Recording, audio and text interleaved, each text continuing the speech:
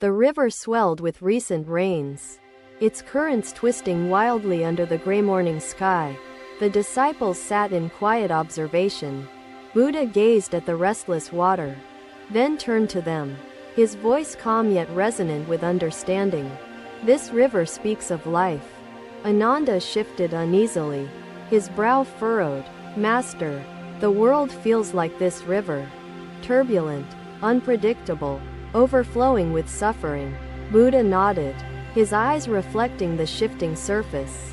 The world will always bring waves of change, but inner stillness remains possible.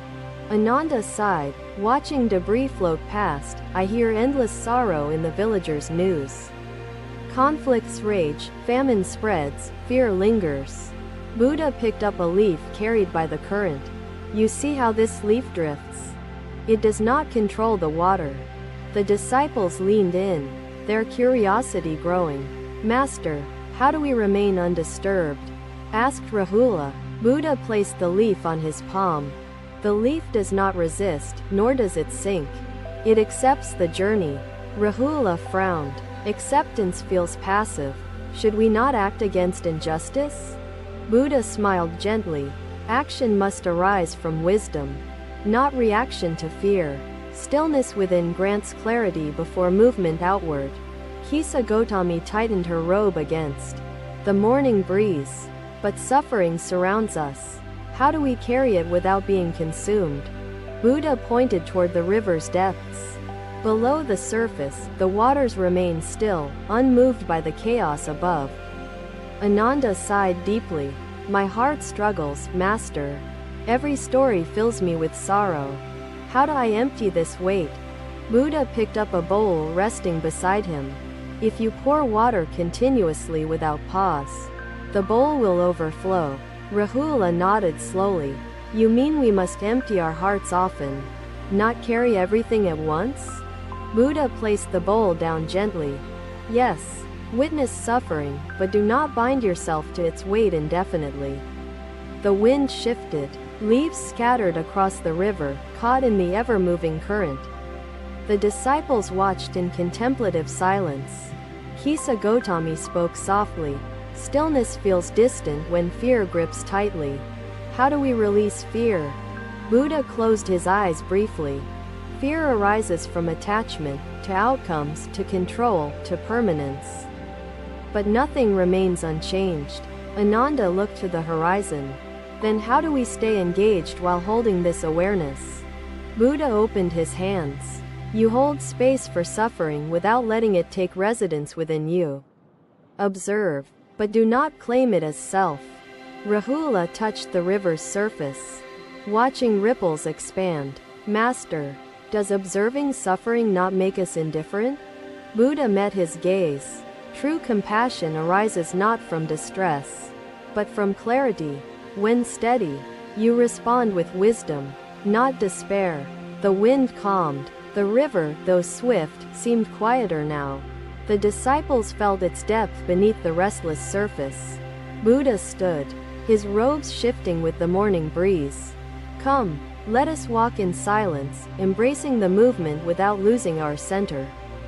The disciples rose, following him along the riverbank, carrying the lesson within their hearts like stillness beneath flowing waters. Another day. The disciples walked into the village, their bowls empty. The streets hummed with voices, each carrying burdens of sorrow and uncertainty. The merchants argued over prices. Farmers lamented the dryness of the soil, and the soldiers spoke of looming conflict beyond the mountains. Each voice wove into the air, creating a heavy cloud of anxious murmurs. The disciples listened, their minds absorbing the weight of concern. Returning to the monastery, they sat with the Buddha, their hearts heavy. Rahula spoke, his voice uncertain. Master, my mind feels burdened. The Buddha gazed at Rahula and lifted his own bowl. If this vessel were full, could it hold anything more? He asked. Rahula shook his head. No, Master, it must be emptied before it can receive nourishment. The disciples listened, waiting for his words. The Buddha placed the bowl before them. Thoughts and fears can fill the mind like water.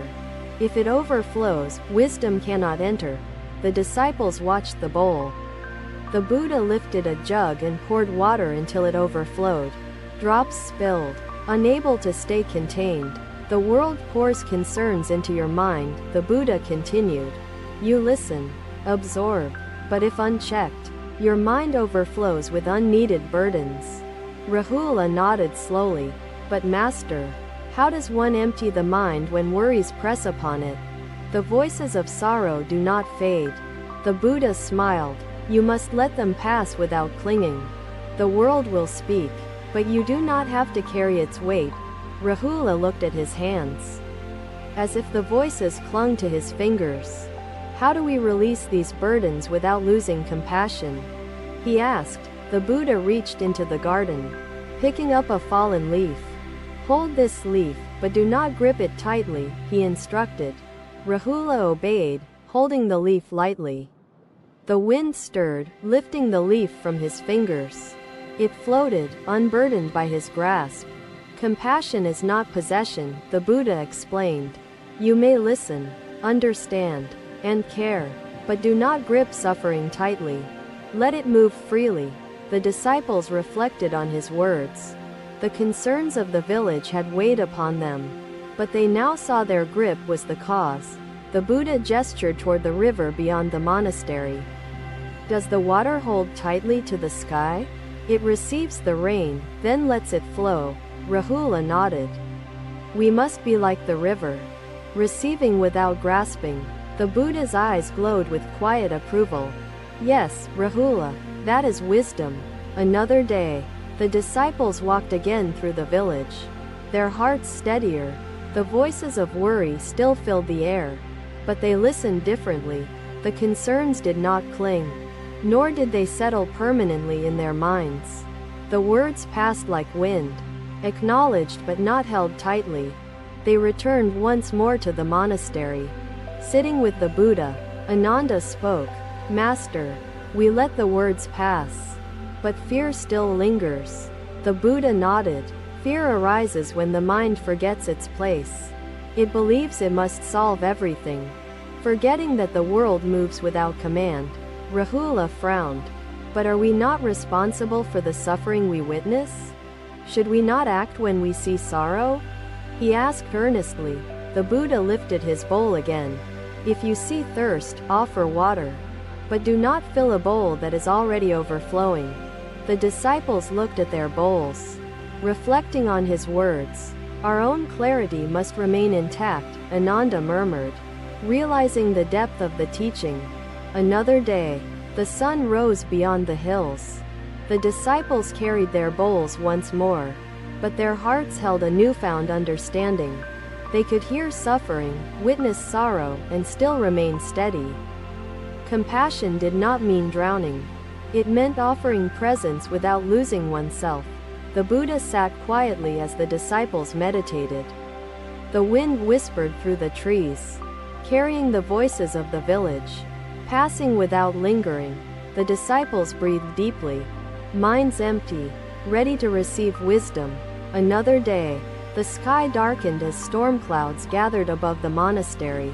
The disciples watched the shifting winds, unease settling in their hearts. Lightning flashed in the distance, illuminating the trees. Thunder rumbled across the valley, shaking the earth with its deep and endless roar. Kisa Gotami stepped forward, her voice low. Master, the storm mirrors my thoughts. Each time I find peace, fear returns. The Buddha nodded, his gaze steady. Kisa, fears rise and fall like storms, but wisdom is the steady flame that does not waver. The disciples gathered closer, seeking shelter from the storm. The wind rattled the wooden doors, yet the Buddha sat unmoved, calm and still. The Buddha reached for a small oil lamp. Its flame flickered but did not extinguish, despite the gusts passing through the chamber. He turned to the disciples, holding the lamp before them. See this flame? The wind may try, but it persists. Kisa Gotami watched the flame dance, her brow furrowed. Master, I do not understand. How can we keep our flame steady? The Buddha placed the lamp down gently. Guard your awareness, like shielding this flame. Do not let external forces blow it away. Rahula spoke, his voice tinged with doubt. Master, the storms of the world come without warning. How can we always remain steady? The Buddha smiled. The winds do not decide the strength of the flame. It is the keeper who protects it with presence. Kisa Gotami breathed deeply, watching the flame continue to burn. We must strengthen awareness, rather than control what comes. The Buddha nodded. Yes, Kisa, the world will present endless uncertainties. But your flame remains if you guard it well. Another day.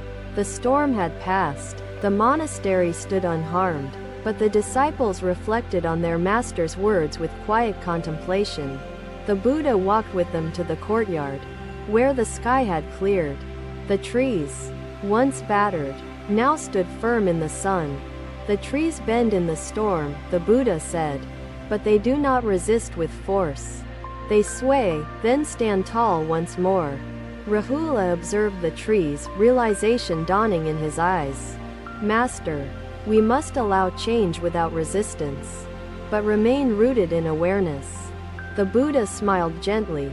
Yes, Rahula, when fear comes, do not fight or flee. Witness it, but remain steady. Another day, the disciples returned to the village. The people spoke of news, uncertainty, and distant wars. The voices no longer unsettled them. They listened, but the words did not shake their hearts. The flame of their awareness remained intact, unaffected by passing anxieties. Returning to the monastery, they sat with the Buddha, their minds clear. Kisa Gotami whispered, Master, I understand now. The Buddha nodded. The storm comes and goes, but wisdom remains.